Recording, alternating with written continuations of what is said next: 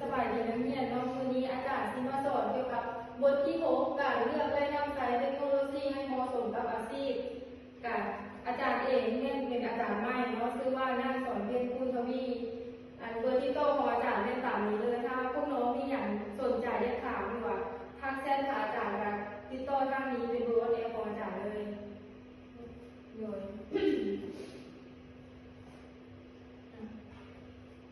พอบทที่6ก็จะมีจุดประสงค์ในการเรียนบทนี้ก็แม่นเพื่อให้นักเรียนสามารถอธิบายการเลือกซื้อคอมพิวเตอร์ให้เหมาะสมกับเด็กงานจุดประสงค์ที่2แม่นให้นักเรียนสามารถอธิบายการเลือกใช้โปรแกรมสำเร็จรูปหรือสร้างโปรแกรมขึ้นเองตัวที่3แม่นให้นักเรียนสามารถกำได้เนื้อในการเลือกใช้ระบบรักษาความปลอดภัยของคอมพิวเตอร์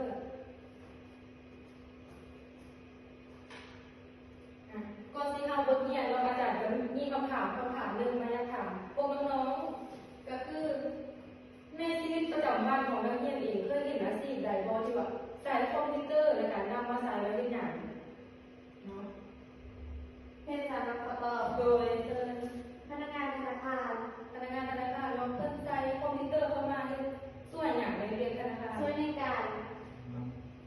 เอาข้อมูลบัญชีแล้วก็ช่วยในการสร้างบัญชีใหม่ให้กับลูกค้า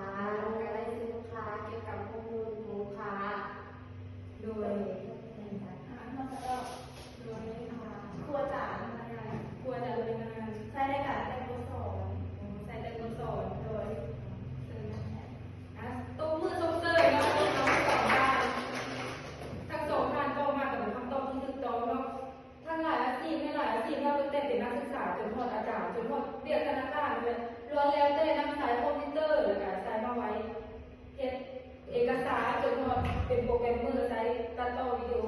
กราฟิกดีไซน์เลยเนาะอันนี้ก็จะเป็นตัวอย่างคำตอบของอาจารย์ที่เอามานำเสนอในมือนี้นอกจากคือนอกจากในเรื่องของการใช้บันทึกใช้สร้างเอกสารรายงานถ้าเป็นนักออกแบบกราฟิกเป็นการดีไซน์ไว้ตกแต่งรูปภาพเป็นโปรแกรมเมอร์ก็ใช้เขียนโค้ดด้านโปรแกรมต่างๆนั่นเองวันนี้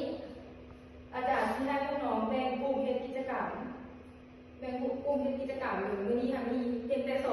องทางเนาะก็จะแบ่งเป็น2 กลุ่มให้นักศึกษานับเลข1 หา 2เชิญนับ1 2สำหรับน้องๆที่ว่าอยู่ตัวเลขไหนก็แบ่งให้จัดกลุ่มตามตัวเลขนั้นเนาะเชิญจัดกลุ่มมาเลยให้ดูกิจกรรม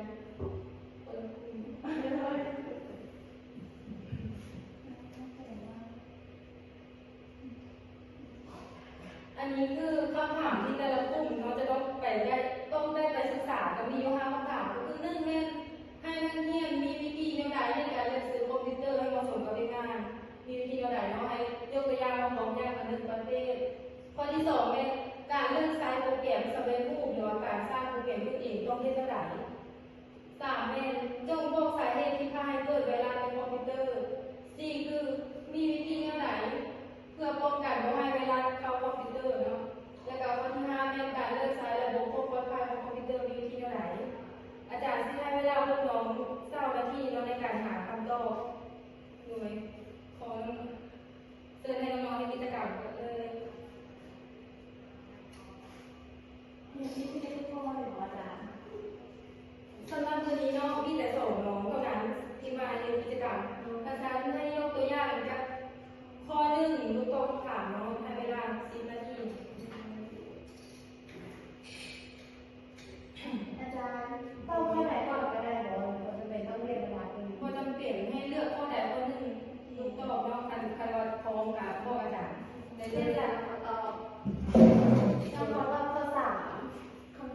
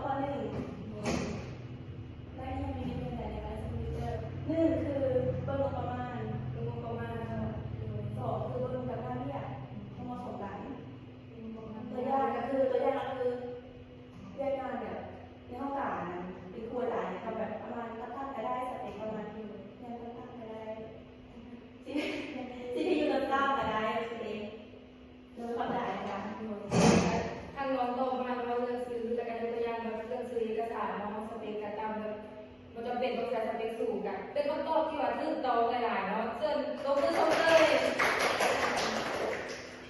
วันนี้อาจารย์ที่มาสรุปคำตอบของพวกน้องว่าที่ว่าตอบไปทั้งสองฐานจะเป็นคำตอบที่ว่าถูกต้องเนาะมาสรุปคำตอบกัน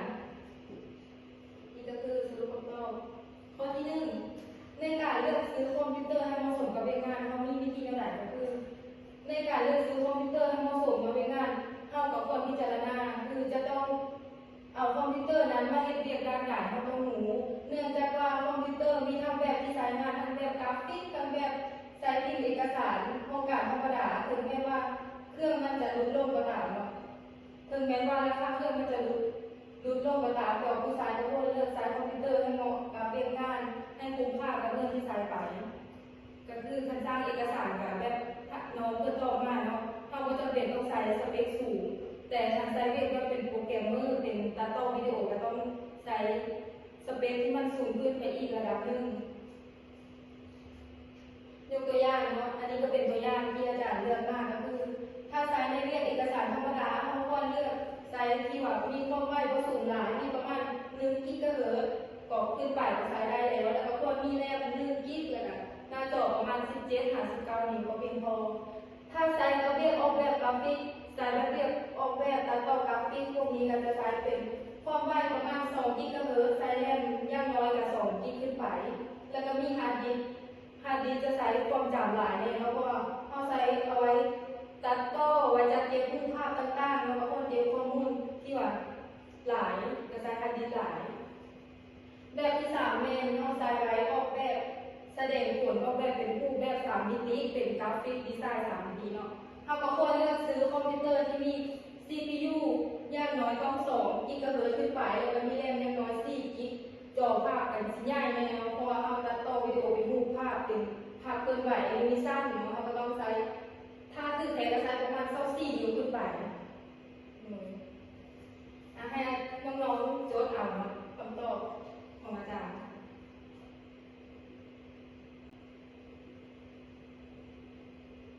โดยจะแล้วเนาะน้องๆผ่านได้หรอข้อนี้พอเข้าใจหรอโดยเข้าใจแล้ว โดยจะผ่านเนาะโดย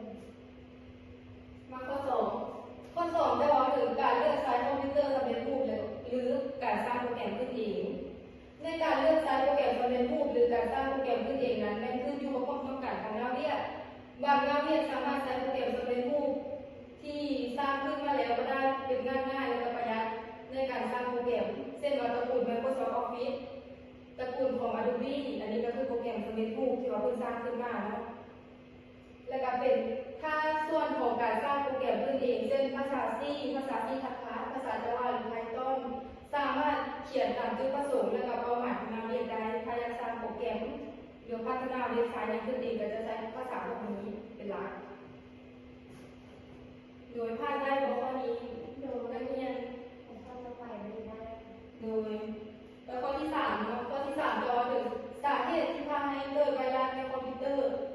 สาเหตุที่พาให้เกิดไวรัสในคอมพิวเตอร์ก็มีหลายสาเหตุในที่นี้อาจารย์จะยกตัวอย่างขึ้นมา6 สาเหตุสาเหตุที่1เป็นการติดตั้งโปรแกรมที่บ่รู้จักโดยบ่ระวังก็คือทางน้องๆเพิ่นตอบมาเนาะก็เป็นคำตอบที่ถูกต้องข้อที่2เป็นการติดตั้งโปรแกรมที่ละเมิดลิขสิทธิ์ของผู้อื่น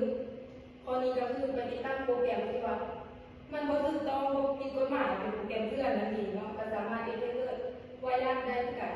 ข้อที่3แม่นมีป๊อปอัพหรือข้อความที่ผิดปกติปรากฏขึ้นมาในจอภาพถ้าพวกเราเห็นข้อความต่างๆเนาะที่ว่ามันผิดปกตินะก็คือมันเป็นไวรัสฉะนั้นพวกเราก็ต้องมีการรักษาความปลอดภัยและมีการป้องกัน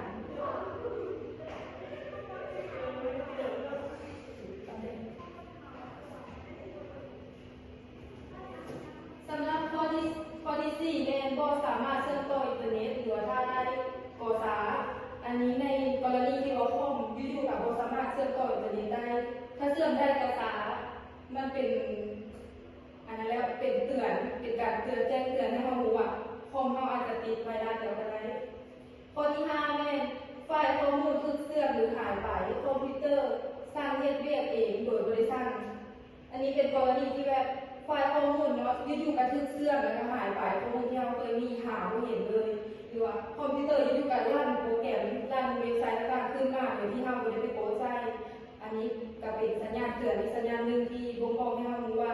คอมพิวเตอร์เรากำลังถูกไวรัสแล้วก็ได้